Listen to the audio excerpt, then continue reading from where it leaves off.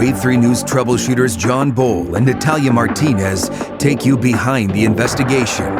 Right now on Wave 3 News Now. Welcome to the Wave 3 News Troubleshooters Behind the Investigation podcast. Along with Natalia Martinez, I'm John Bowl. Today we're going to be talking about the horrible Christmas Eve crash that took the life of LMPD Detective Deidre Mengedoht and the Roger Burdette trial and case and all of the developments as they unfolded as we investigated them from Christmas Eve on through the trial, because Natalia covered most of it. So I guess we should start with the incident itself. Yep. On 64, under the Belvedere. On Christmas Eve. On Christmas Eve. So I'm going to play a clip when, she was actually on her way home. And she had a Christmas hat on when she decided to pull somebody over for speeding. And the person pulls over underneath the Belvedere. And that's when we later learned that an MSD truck came behind her, slammed into her car. There were 4 people in the pickup truck that she had stopped for speeding. So I'm going to play you a clip from that night. Lights flashing on the empty interstate, a procession breaking hearts on Christmas Eve. I can't imagine what her family is going through today of all days. As she was known to her friends and colleagues, gave her life serving the community, which is something she loved to do. My heart goes out to her mother, her father, her young son. He was 9 years old, her son, at the time of the crash. Yeah.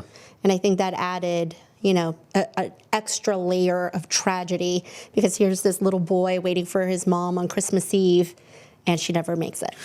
Okay, a couple of questions for you. One is, immediately, the people on Burdette's side of the story started contacting me with what would later be part of their defense about the place the vehicle was pulled over, it was not safe, and she wasn't in the right kind of a car, et cetera, et cetera. Why don't you tackle those 2 big questions? Okay, so let me first start with her car, because I did a series of investigations taking a look at her 2015 Ford Taurus.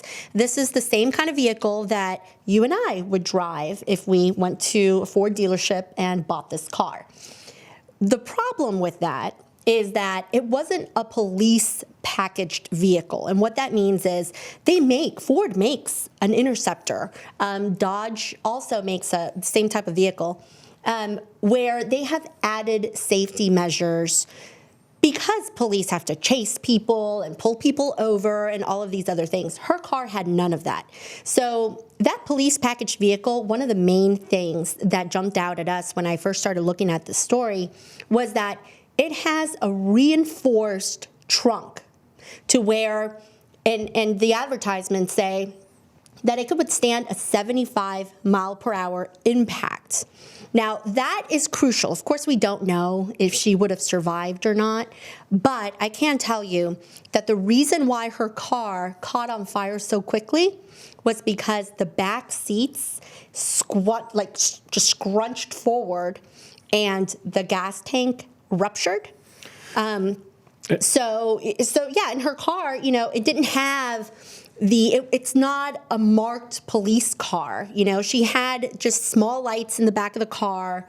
And you're right, people called us, especially a lot of drivers, truck drivers, and said, where that area was, it's dark, it has a curve, it's hard to see, and it was an awkward spot where her car, ended up stopping at. One of the things, that detail about the gas tank rupturing and able to withstand impact, one of the things that reminded me of was back in 1989, the Carrollton bus crash. Worst drunk driving crash in U.S. history. 27 people died, 24 of them children. I covered that trial, 6-week-long trial, and one of the most interesting facts about that crash was that they were able to testify to the fact, the state medical examiner was, that nobody died in that bus crash from the impact of the collision. It was 55 mile an hour, 2 vehicles hitting head on. The worst injury sustained in the Carrollton bus crash was 1 broken leg. Everybody who died because of the ruptured gas tank. It was an older model gas tank that needed to have been replaced, and it wasn't. And so that gave the defense some fodder to say, hey, this faulty gas tank is what really caused the problem. And, that did factor into the jury's decision, too. Yeah, I mean, she was really injured. She had contusions on her head. She had broken her back. She had a ruptured spleen. But no one could get to her because of the flames. There's another individual that was part of the trial that said he tried to approach her vehicle, but the flames were already knee-high. Right. And there was just no getting to her. Right. Okay, so you've done a number of stories on the vehicles themselves. So then we start inching our way closer to trial, and the real bombshell erupts, which is the watching pornography. Yeah, we had heard rumblings about this, and quite honestly, I held back on that information. And in retrospect, I probably should have reported it a lot sooner than I did. But I'd rather wait and be right than jump the gun and report something, especially as impactful. Especially as big as that was. Yeah. Right. And I didn't doubt that was going to be part of the trial, but what I was concerned about was a crucial question, and that is, was he watching that pornographic video at the time of impact?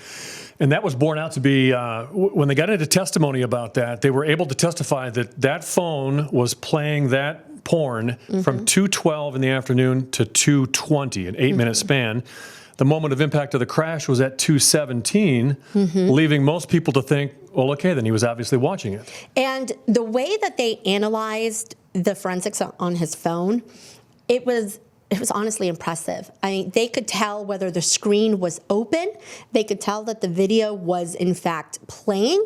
So, that was rather damning. I mean, and I think that fact alone, the pornography, was so impactful that I do think that it had, that it kind of influenced the jury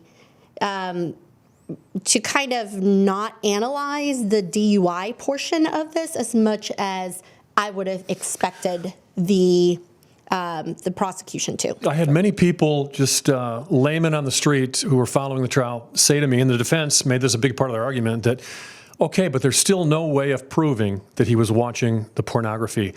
Except one thing I would submit, which was the fact that they have video of, was it a couple of dozen other vehicles? 28, 29. Getting over, except for what looks like to be the one where the guy was watching porn. Right.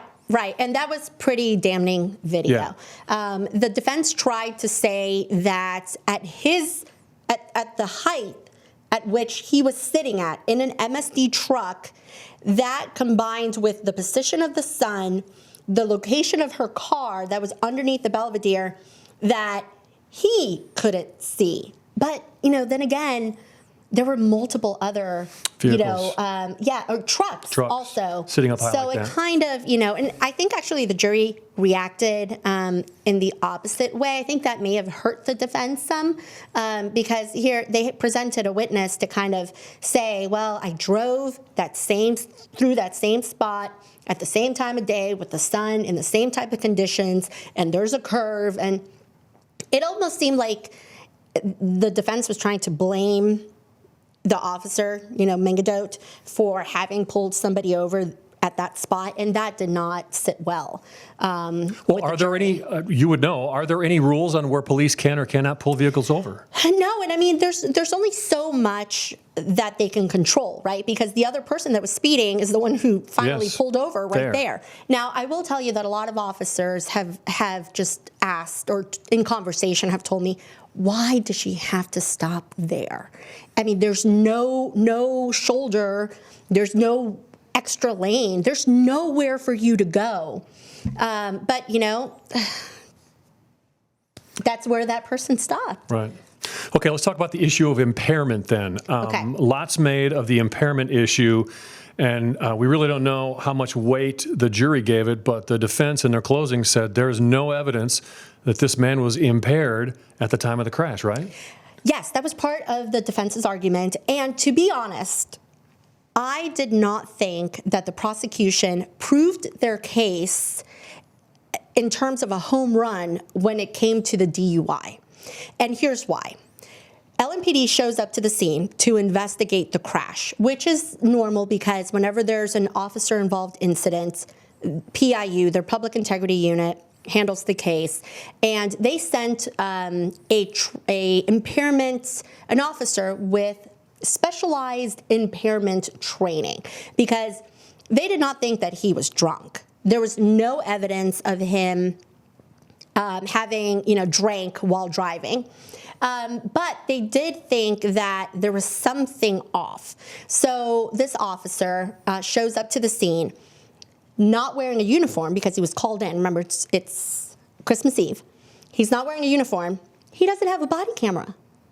So he's conducting a sobriety test without a body camera. There's no video of this. Except for the media. Except for a couple the media's of, couple video. of TV cameras were rolling. And I mean, you couldn't have another officer stand there with you. This is probably one of the biggest cases that you're going to work. And the only video that existed was that of the media. Right. So that's one problem. Second problem, they didn't draw his blood until 3 hours after. Okay. After. So, when you're suspected of being under the influence, wouldn't you think you want to take that evidence right away? And what did the blood test show? I'm going to play you a clip from the defense. Here's an expert. And by the way, this is the prosecution's witness, okay? This isn't the defense. Hear what he says. Because there's only 7-aminoclonazepam and not clonazepam, I can say with medical certainty that the drug was taken about a day or so before and none since then. The hydrocodone, I have no idea when it was taken. So there he says there's only basically residual evidence of clonazepam, one medication. And then he says the hydrocodone, I don't even know when he would have taken it. But the prosecution's own witness is saying he testified that he must have taken those drugs the day before. Right. Because there wasn't a lot of those medications left. Matter of fact, as far as the clonazepam, he says there were only amino traces of it. So the actual drug had already gone through a system. Roger Burdette was called in on Christmas Eve too, right? Well, no, I think that he didn't intend to work those days because there was some speculation that he had hurt his back. What I did find out, though, is that he had to get a medical certification in order to keep his commercial driver's license every 2 years. And that's because he's hard of hearing. So because of that, there was a period in time where he went 2 weeks without that recertification. And you know what he did? He called in. He didn't work. So as far as the DUI goes, they had accused him of taking these 2 narcotics, these 2 pills. They said that, actually here, I'm going to play you a clip from the officer who says, he kind of describes what it is that he saw in Burdette when he conducted the field sobriety test. Had reason to believe that he had taken some sort of a narcotic analgesic based on the constriction of the pupils and his demeanor at the scene of being extremely nonchalant and relaxed. I saw no emotion from him the entire time. Foot close to the ground, not 6 inches off the ground as he was instructed. I don't mean to get upset, but it brings back bad memories. Because he had stated, he had his hands on his head, and he said, I see, what's going on? He goes, there's a body in the car. There's a police officer in the car. And then for me, to answer your question, as I approached the vehicle, it changed the dynamic of the situation for me. It wasn't just a car on fire. Okay, so we heard 2 things there. We heard the officer saying that his pupils were constricted, and then we heard him say that during the field sobriety test, Burdette kept touching his foot on the ground and not following the instructions. If I would have been his defense, 1, he also went through an impact, which could have influenced the way that he was walking. And then 2, when this officer is relaying the information and demonstrating how Burdette touched his foot, he lost his balance as well while he was demonstrating this. So, and then a lot of his testimony was also that Burdette showed no emotion. He showed no emotion because he was high on these narcotics, which, one of them is akin to Zoloft, basically, and it's anti-anxiety medication. It kind of, chills you out. But you heard that second person there, the second voice, was a driver who was kind of involved in the crash, and he said that he saw Burdette walking with his hands on his head, pacing. So, is that emotion? Is that not emotion? I don't know. But I'm going to play you Burdette's own words. We got this body camera video exclusively. We had it exclusively for a while. And it is from the first officer on scene. And it's the first time that somebody makes contact with Burdette. And we're going to hear what he tells the officer at that time. Is everybody in it? The frantic moments as the first officer gets to the scene of a horrific crash. LMPD detective Deidre Mengedoht trapped inside the burning vehicle. This new exclusive video shows the moment when the MSD driver who hit her learns she was dead. Yeah, I've seen that. And where? In that vehicle. Yes, the police officer. Oh my God, she's dead then, right? I got traffic units coming out. They're going to have to handle the investigation. Did you see a female in the car? Somebody told me. And when I looked up, What he was looking at, the court documents say, was porn from 2:12 p.m. through the time of impact at 2:17. He didn't log off the porn until 2:20, 3 minutes after the crash. Here's a look at this other exclusive video. Mengedoht's car is in the right lane, pulling over a truck. More than a dozen other vehicles move around to the left lane. But here is Burdette's truck, never swerving or stopping before slamming into her car, despite what he tells the officer. What happened? Do you know what happened? I'm down the center lane. Well, I was in the slow lane, I'm sorry. And I started to switch over. I'll take care of it. And last thing I know, I'm not even sure I hit the car first, but I think I did. Detective Mengedoht was 32, leaving behind a 9-year-old son and dying on Christmas Eve. The pain of her family. I gotta go. Take care of some stuff. And the officers who called her a friend. So that right there is, Burdette's own words, and the jury, they found him guilty on all charges. And without much hesitation, one of the faster returning of a verdicts I've seen in a while. Yeah, just a couple of hours. Yeah, I know in the Carrollton bus crash case, for instance, the jury was so confused, they ended up in the end giving more years to Larry Mahoney for the people he injured than the people he killed. They were clearly confused at all the nuances, but not so in this case. No, not so. They did convict him of wanton murder, meaning he knew it was wrong what he was doing, but he did it anyway. And then they did convict him on DUI. And then wanton endangerment charges for the other people who were involved in the crash but survived. Now, I will leave it at this, though. Burdette's defense has already filed an appeal. Based on, what are they challenging? They said that he didn't receive a fair trial, and so we'll see if that's going to stick. Okay. All right, very good. Well, thank you very much for all your hard work on that case. It's just horrible. We haven't even got into the horrific details for the family. A family left behind. Have to celebrate that Christmas and every Christmas thereafter with this on their mind. It's one of the most horrible stories we've covered in a long, long time. For Natalia Martinez, I'm John Bull. Thank you for tuning in to another edition of Wave 3 News Troubleshooters Behind the Investigation. Have a great day.